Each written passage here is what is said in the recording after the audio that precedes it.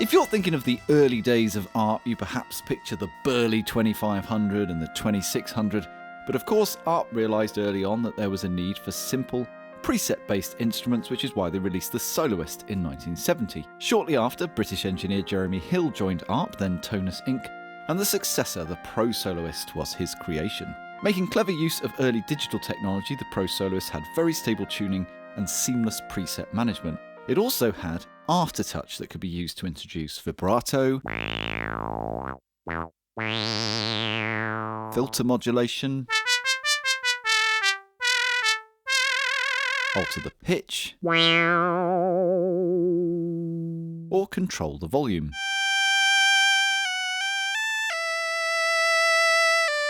This may seem quaint by today's standards, but in the early days it was this kind of feature that helped musicians express their music, and the Pro Soloist, released at the same time as the famous Odyssey, carved out a story of its own, and it was one of ARP's most successful instruments. Used by some of the most famous artists of the era, the Pro Soloist can be heard in the music of Genesis, David Bowie, Steely Dan, The Who, Tangerine Dream, Vangelis, Billy Preston, Gary Newman, and many, many more. In fact, Anthony Phillips' 1977 album The Geese and the Ghost is a reference to two of the Pro Soloist's sounds they used on the recording, as one reminded them of a flock of geese and the other had a ghostly quality. The Wompy funk sounds available on the Pro Soloist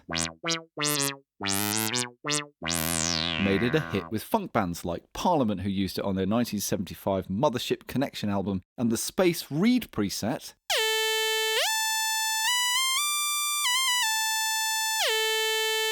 provided the ideal cutting lead sound for the Ohio Players' Funky Worm. This song was then sampled so much during the 80s and 90s that it became a staple of hip-hop and rap and strongly influenced the classic soaring G-funk synth lead sounds that we all know and love. But with 30 different presets quickly available via the toggle switches, the Pro Soloist was just generally very useful at the time.